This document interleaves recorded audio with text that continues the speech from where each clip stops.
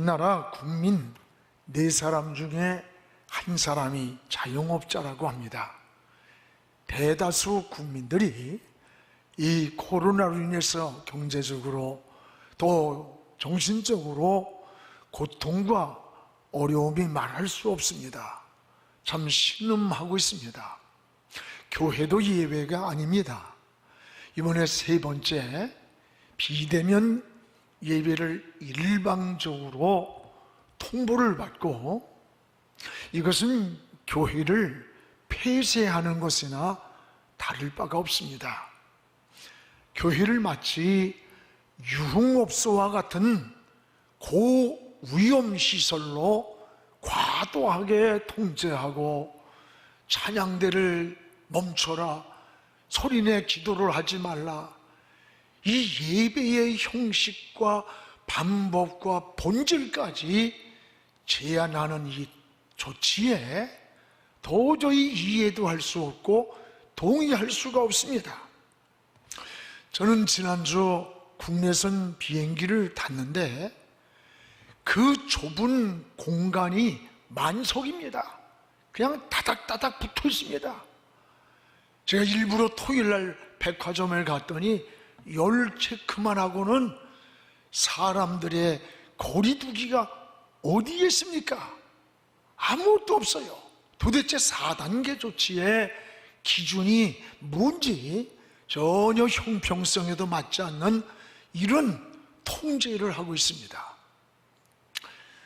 철저히 거리두기를 띄우고 마스크를 쓰고, 그것도 일주일에 1시간 동안을 저 앞만 보고 예배드리는 교회가 마치 술집 같은 위험하다고 해서 20명만 드리라고 한다면 좁은 공간에 사람이 몰리는 지하철에 타보세요. 콩나물 시루 갔습니다. 버스, 백화점에 가보세요. 마트, 극장 모두 다 문을 닫아야 될 거예요.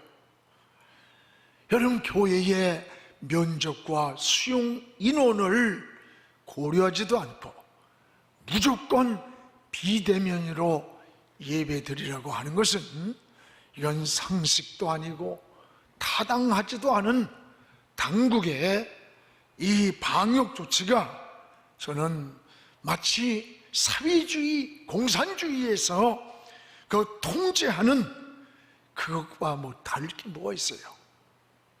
이 종교의 존엄과 종교 분리의 종교 자유라고 하는 헌법적 가치마저도 무너뜨립니다. 그럼에도 불구하고 우리는 멈출 수 없는 예배자의 삶으로 살아야 합니다. 이스라엘 백성들이 바벨론 70년 동안에 그 포로 생활에서도 성일이 돌아오면은 저 바벨론 강가에 가서 그들은 예루살렘 성을 바라보면서 눈물로 기도하며 찬양을 드렸던 것을 생각해 봅니다. 우리 모두가 하나님을 의지합시다. 그리고 다시 일어서시기를 축복합니다. 우리는 신앙도 일어나고 믿음도 일어나고 교회도 일어나고 나라도 다시 희망을 가지고 일어나야 합니다. 히브리 백성이 여러분 애굽의 바로 밑에서 신음하고 있을 때 하나님은 한 위대한 지도자를 그 시대에 세웠습니다.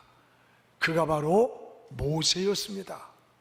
모세는 이스라엘 백성을 애굽에서 출애굽시키고 광야 40년 동안 불기둥 구름기둥으로 인도를 받으며 이스라엘 백성을 광야로 여러 길을 인도해서 저 가나안으로 인도해간 위대한 지도자입니다. 신명기 34장 10절에는 이렇게 말씀합니다. 그 후에도 이스라엘의 모세와 같은 선지자가 일어나지 못하였나니 모세는 여호와의 얼굴을 대면한 자라. 전에도 앞으로도 모세 같은 지도자가 다시 나지 못한다는 거예요. 그는 하나님의 얼굴을 대면한 자라는 거예요. 저는 성경에서 가장 위대한 지도자라면 그는 모세라고 생각해요. 하나님의 얼굴을 대면한 자요, 강력한 리더십을 가지고 하나님만 바라보고 바로 왕을 꺾고 출애굽시킨 왕이 지도자요. 그리고 철저히 하나님 앞에 훈련되고 준비된 자가 모세입니다. 여러분, 하나님은 사람을 통해서 일하십니다. 의욕만 가진 자가 아닙니다. 준비된 자를 사용하십니다. 하나님은 철저하게 우리를 훈련하시고 준비해서 쓰시는 겁니다. 여러분, 준비하는 시간은 결코 낭비가 아니라는 것을 알아야 돼요. 우리는 모세를 보면은 40년의 사역을 위해서 여러분 80년을 준비한 거예요. 그 준비하는 시간이 실제 사용하는 시간보다 훨씬 더 중요했고 길었고 많았다는 것을 알 수가 있습니다. 우리는 모세의 생애를 세 가지로 나누어서 볼 수가 있습니다. 하나는 애굽의 왕자로 40년 동안 왕궁에서 리더십을 훈련받았습니다. 애굽의 학술과 언어, 또 여러분 리더십, 예의, 이런 것들을 훈련하고, 또 40년 동안은 미디안 광야에서 혹독한 훈련을 받았습니다. 화려한 애굽 왕자의 그 화려한 자리에서는 원망 많고 불평 많은 저 이스라엘 백성들을 이끌고 광야길을 갈 수가 없어요. 그래서 하나님은 미디안 광야로 모세를 보냈습니다. 그 광야는 말할 수 없는 고난과 시련이었고, 이 미디안 광야는 모세를 깨트리는, 자아를 깨트리는 훈련이었습니다. 여러분, 그래서 80세의 세 번째는 하나님이 모세를 불렀어요. 그리고 이스라엘 백성을 출애굽시키는 역사의 지도자로 사용했던 겁니다. 사랑하는 여러분, 모세는 120년을 살면서도 기력이 쇠하지 않았습니다. 하나님을 바라보는 눈이 어두워지지 않았습니다. 마지막까지 자기의 사명을 완수했습니다. 사랑하는 여러분, 지금 우리는 어렵고 힘든 시간을 보내고 있지만 믿음으로 잘 인내하고 여러분 다시 일어설 수 있기를 축복합니다. 여러분도 오늘 모세와 같은 이런 은혜를 사모하면서 누리기를 오늘 이 말씀을 전하려고 합니다. 무엇보다 모세는 애굽의 왕자로 40년 동안을 하나님이 학술과 언어와 리더십을 이 애굽 왕자의 자리에서 훈련시켰어요. 오늘 22절, 23절을 우리 같이 한번 읽어보겠습니다. 모세가 애굽 사람의 모든 지혜를 배워 그의 말과 하는 일들이 능하더라. 나이가 40이 되매 그 형제 이스라엘 자손을 돌볼 생각이 났다 그랬어요. 여러분, 모세의 훈련은 지도자가 되기 위한 준비 과정입니다. 당시 애굽은요, 오늘의 미국 정도가 아니에요. 세계를 통치하고 지배하던 최고의 강국이에요. 애굽의 그 왕자로서 무술을 익히고 거기에서 학술과 언어를 배우고 예절을 배워서 한 지도자로 하나님이 만드신 겁니다. 훈련시킨 거예요. 여러분, 애굽에서 40년이 결코 낭비하는 시간이 아니었습니다. 오히려 하나님이 빨리 40년이 돌아오기를 기다리고 있었을 거예요. 오히려요. 오늘 우리는 하나님 우리를 쓰실 때에도 하나님은 이렇게 훈련하고 또 준비해서 쓰신다는 것을 알아야 돼요. 여러분, 성경에 아브라함이 그랬잖아요. 다윗이 그러했습니다. 여러분, 우리는 그렇다면 하나님이 쓰시기에 합당한 그런 그릇으로 준비가 되어야 되는 거예요. 성경에는 사람을 이 그릇으로 비유했습니다. 그래서 어떤 그릇을 쓰느냐? 하나님은 무엇보다 깨끗한 그릇을 쓰신다는 거예요. 디모데후서 2장 20절에서 21절인가 보면 큰 집에는 금그릇, 은그릇뿐만 아니라 나무와 질그릇도 있어 귀하게 쓰는 것도 있고 천하게 쓰는 것도 있나니 그러므로 누구든지 이런 곳에서 자기를 깨끗하게 하면 귀히 쓰는 그릇이 된다는 거예요. 여러분, 세상에는 금, 은 그릇처럼 지식도 많고 언변도 좋고 여러 가지 권력과 좋은 자리에 있는 사람도 있습니다. 그런가 하면 나무나 질그릇처럼 변변치 못하고 가진 것도 여러 조건도 부족한 사람도 있어요. 그러나 주인이 쓰기에 원하는 것은 금이냐 은 같은 그릇이 아니라 비록 나무와 질그릇 같을지라도 그 그릇이 깨끗한 그릇을 쓴다는 거예요. 올여름 우리는 하나님 앞에 어떻게 살아야 되는 겁니까? 깨끗하게 살아야 돼요. 절대 성경에는 더러우면 버렸습니다. 사람도 버리고 나라도 버리고 여러분 사회도 버립니다. 더러운 것을 귀하게 쓰지 않아요.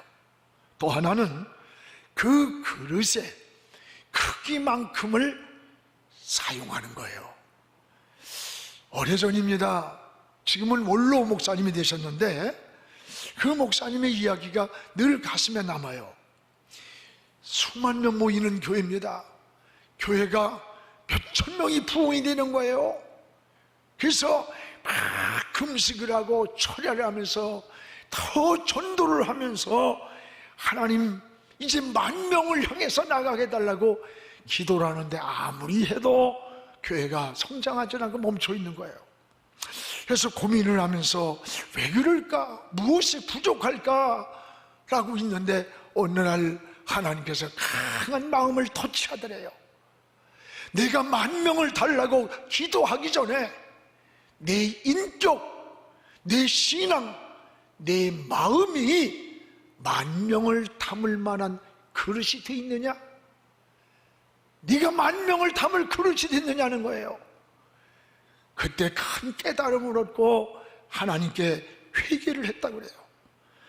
그때의 자기 마음에는 저 사람은 이래서 안 되고 저 인간은 저래서 안 되고 마치 이렇게 양파 가듯 했는데 이랬던 모든 마음을 회개하면서 풀기 시작했습니다. 그리고 그들을 닮기 시작했어요. 이해하고 사랑하면서 함께 은혜를 나누는 거예요. 여러분, 그릇만큼 쓰는 거예요. 그 그릇의 크기가 중요한 거예요. 종지만한 그릇을 가지고 대접같이 쓸 수 없는 거예요. 올여러분, 우리는 하나님 앞에서 정치를 하든지 사업을 하든지 주의 일을 하든지 이 마음의 그릇, 인격의 그릇, 이걸 키우고 생각의 그릇을 키워야 되는 거예요. 젓가락감밖에 안 되는데 그걸 기둥으로 쓸 수는 없는 거예요. 그릇만큼, 그 크기만큼 사용하는 거예요.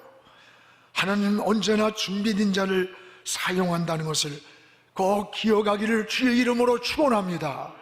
또 하나는 하나님은 이 모세를 이제 40에서 80세까지 미디안 광야로 내몰아서 혹독한 훈련을 했습니다. 29절에서 우리 30절을 같이 읽겠습니다. 모세가 이 말 때문에 도주하여 미디안 땅에서 나그네 되어 거기서 아들 둘을 낳으니라. 40년이 참에 천사가 시내산 광야 가시떨기 불꽃 가운데서 그에게 나타났다 그랬어요. 40년이 참에. 여러분, 모세의 어머니가 요게벳이잖아요. 2살 미만에 씨를 말리려고 바로 왕이 남자아이를 낳으면 히브리 민족을 다 죽이는 거예요. 그때에 3개월을 키운 모세를 갈대 상자에 넣어서 강가의 낡은 면에다 놔뒀어요. 바로의 공주가 그걸 보고 예쁘니까 데려다가 키우는데 저들매길 유모를 찾는데 마침 바로 모세의 엄마 요게벳을 찾은 거예요. 그래서 유모로 들어가서 모세에게 젖을 먹이면서 너는 지금 이 애굽의 왕자로 살고 있지만 내 몸속에는 히브리 민족의 피가 흐른다. 지금 저 밖에서 신음하고 노역하는 저들이 바로 내 민족이다. 너 커서 저들을 구원해야 된다. 민족 정신과 혼을 심어준 거예요. 그때 40년이 참회 그 뜻이에요. 그때 밖에를 나갔는데 히브리 사람하고 애굽 사람이 싸움이 붙어.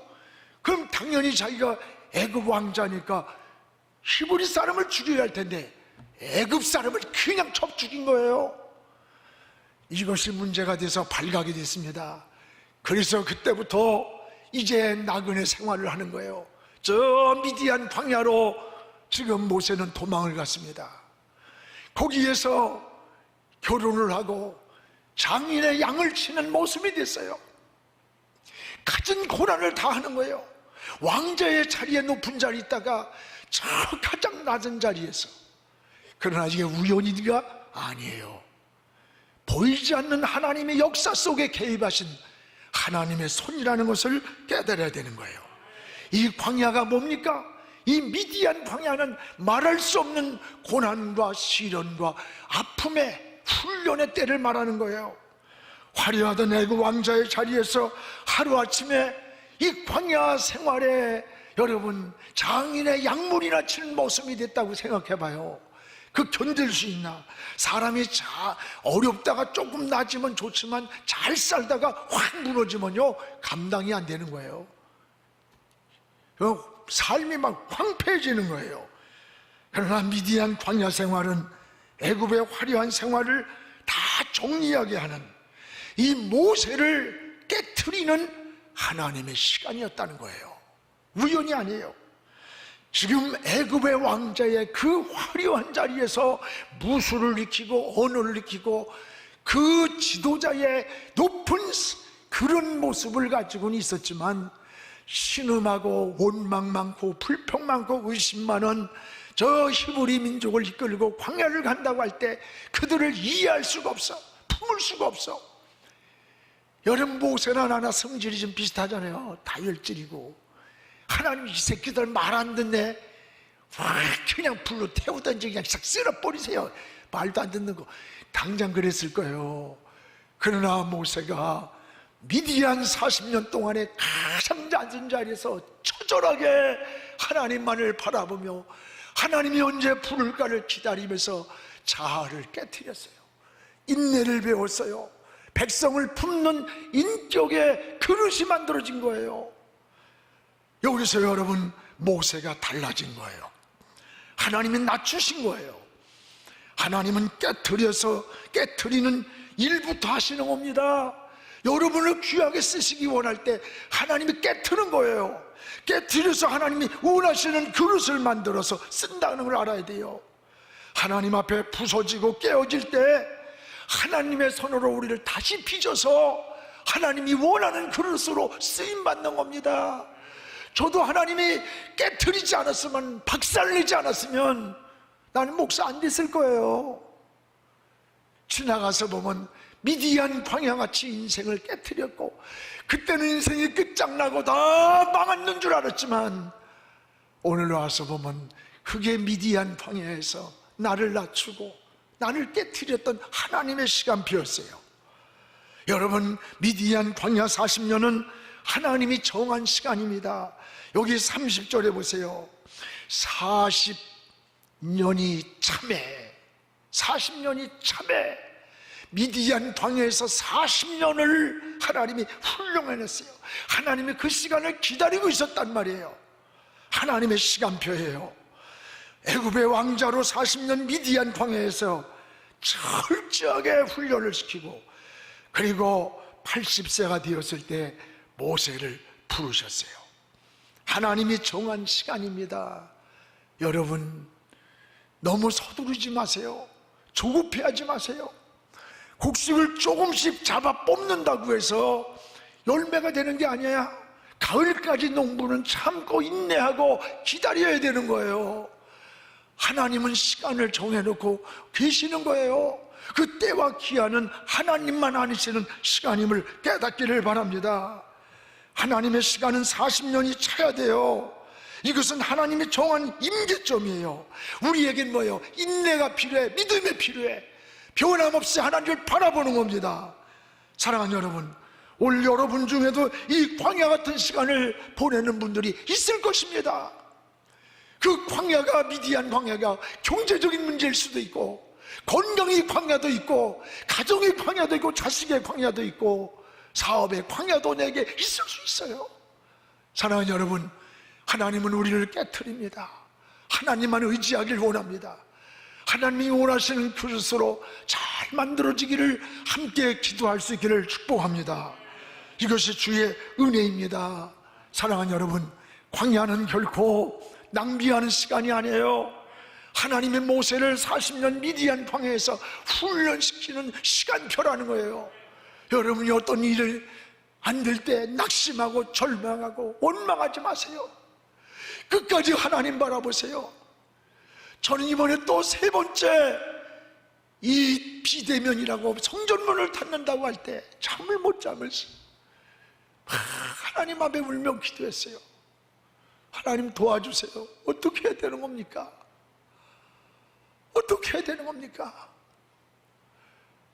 내 마음속에 어쩌면 알곡과 쭉정이를 가르는 때가 아닌가, 그런 생각이 와요.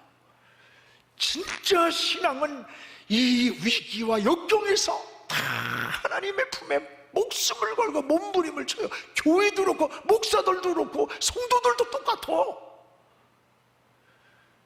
오늘 여러분, 어쩌면 이게 추수 때처럼 알곡과 쭉정이를 가르는 이 종말적인 시대에 주님이 오시는 그때가 가까운 때가 아닌가.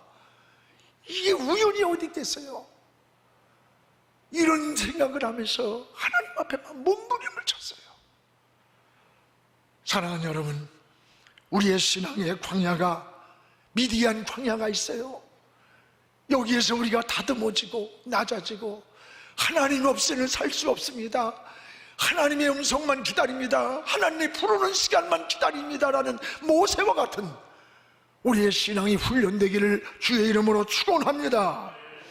그러면 80년을 광야이죠, 애굽에서 왕자로 40년, 가장 낮은 자리에서 미디안 40년, 80년을 훈련하신 하나님이 모세를 어떻게 하셨나? 이제 하나님은 이 80세의 모세를 부르셨어요. 80세에. 여러분 지금 60, 70 넘었다고 나 인생 끝났어, 내가 뭘 하겠어, 그러지 마세요.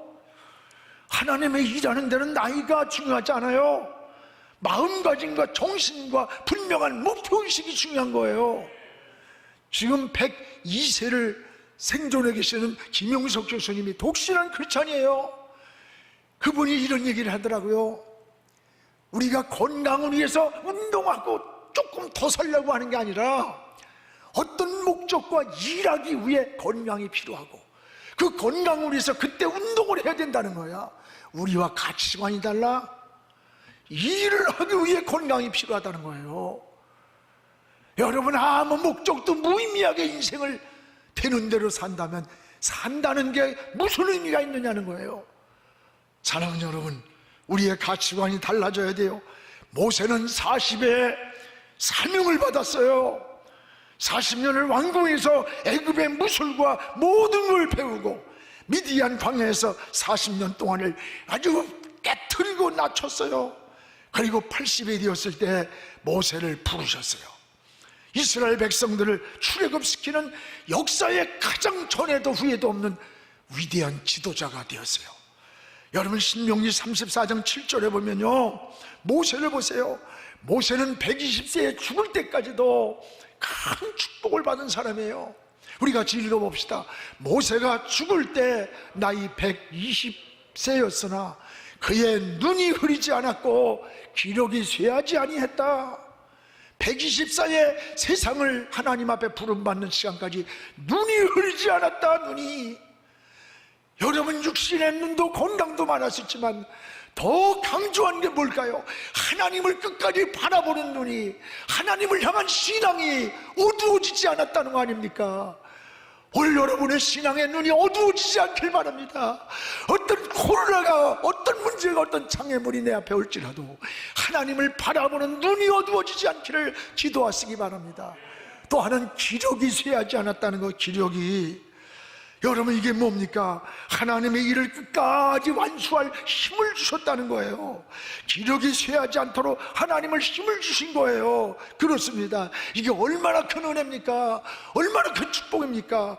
우리도 여러분 사명이든 직분이든 중간 결산 안 하기를 기도하시기 바랍니다. 저도 저에게 맡겨진 일까지 내가 건강해서 얼마를 더 사는 게 목적이 아니라 나에게 주어진 그 시간까지, 그 사명의 시간까지, 사명을 위해서 내 인생이 중간 결산되지 않도록, 때로는 문제가 생기고 장애물이 생기고 무너져서 중간 결산할 수 있는 거 아닙니까? 여러분 기력이 쇠하지 않는 은혜를 받기를 주의 이름으로 축원합니다. 지금은 미디어 선교를 위한 헌금 시간입니다. 이 예배를 통해 삶 가운데 은혜와 회복이 충만하시기를 간절히 기도합니다.